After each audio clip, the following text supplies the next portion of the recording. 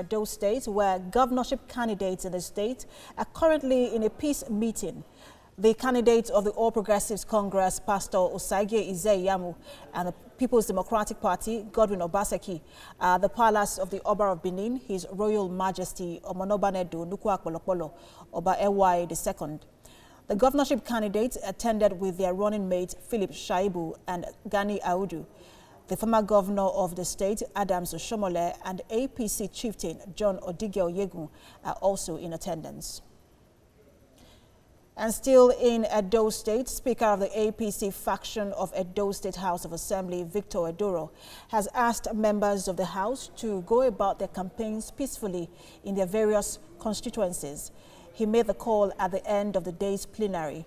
The Speaker stressed the need for issue-based campaigns devoid of violence and bitterness as campaigns intensify.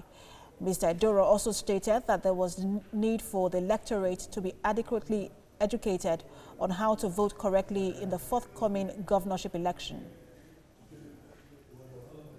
This is a critical time in the polity of Edo. I will enjoin all members as we go about our various campaigns, our various constituencies.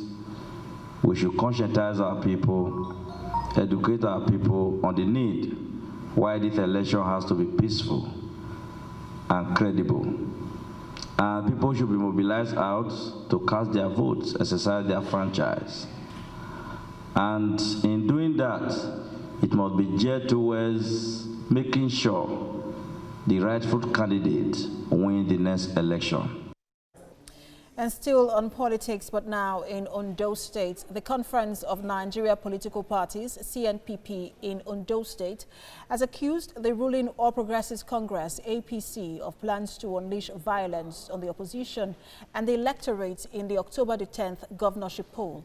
But in a swift reaction, the APC has described the allegation as baseless and a sheer falsehood designed to bring the party's name to disrepute. No life is lost, but residents of some communities in Kaduna State are counting losses from flood waters.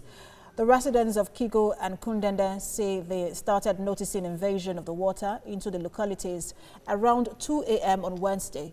Many of them are now relocating to safer spaces in the state capital. Emergency officials had warned of likelihood of flood in the areas. The communities mostly situated on the coast of the Kaduna River include Kigo and Kundende, among others.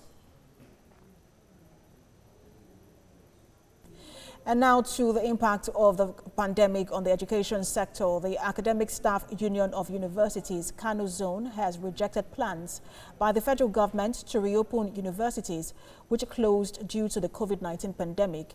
According to ASU, Nigerian universities are poorly equipped to cope with the COVID-19 protocols for schools resumption, as outlined by the Nigeria Center for Disease Control. TVC News correspondent Ibrahim Issa reports.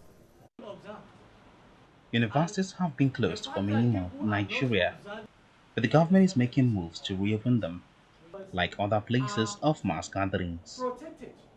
This decision, as cited by the Nigeria Center for Disease Control, NCDC, has been rejected by the Academic Staff Union of Universities, ASU. Kano Zone of the union converged on Bayero University, Kano, to brief journalists on their stand as regards school resumption amidst the COVID-19 pandemic. Nigerian universities today are poorly equipped to cope with the COVID-19 protocols for schools resumption as outlined by the NCDC. To the U.S., where President Donald Trump defied a request to stay away from KENOSHA and visited the city in Wisconsin on Tuesday, not to comfort the family of a black man shot by a white police officer, but to express support for law enforcement in a city rocked by civil unrest. The U.S. president blamed domestic terror for the destruction in the Midwestern city. KENOSHA saw days of violence after police shot Jacob Blake in the back and left him paralyzed on 23rd of August.